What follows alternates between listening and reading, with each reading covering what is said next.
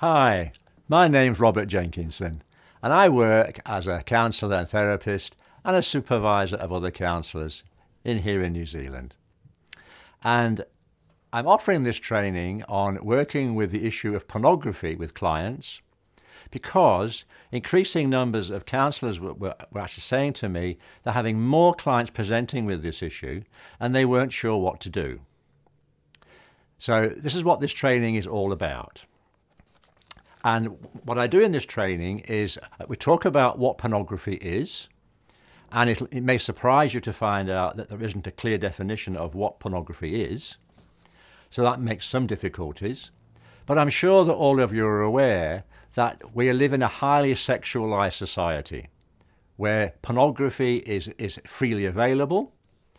And so I'm sure, like me, you've got concerns about our young people in particular accessing so easily the pornography. And so what this training will give you is how do I work with people who are presenting with pornography issue. So after learning what pornography is, what can we look out for, we then go on to in Module 2, what are some of the effects of long-term watching of pornography? Now, some people will say that there are no long-term effects. It's quite harmless. But what that tells me is they have not looked at the research because it's quite clear what the effects are. And none of them are good. It affects people's concentration, it affects people's relationships, it affects people's sexual abilities, it affects what they are wanting from relationships. So there's clear research showing that the long-term effects of watching pornography are not good. The next module in this training looks at, well, how do people get addicted in the first place?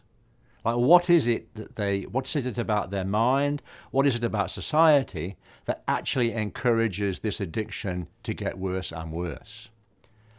And I believe that one of the fundamental dynamics of addiction is it's a refusal to feel. Now, we know that in society there are lots of addictions, whether it be drugs, alcohol, pornography, keeping busy, shopping. There are lots of addictions. And so all of them, I believe, the fundamental essence of them all is refusing to feel the effects of society on you. And people often use pornography because they're feeling tired, they're feeling stressed, and they think it'll be a quick fix. So what starts out to be a solution always ends up being a problem. So the next module then looks at what do we do actually with clients who are coming to us and saying that they are addicted or they can't stop looking at the pornography, because this is now can have destructive effects on their work and their relationships. So I give you practical things to do with these people.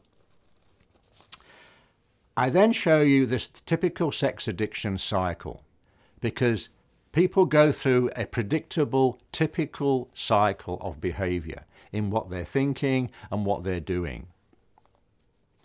And then finally, we look at what happens when partners find out about their loved one's addiction, because it has devastating effects on them. And often this is the reason why people who are addicted don't talk about it to anybody. Well, there are common reactions of partners, and if we're social workers or psychologists or counsellors, this can be really tricky to handle because they're going in different directions. So I'll give you some ideas of what's happening here and how to handle that situation. So in essence, this training will give you what you need to do when someone comes to you when they are addicted to pornography and what you can do about it.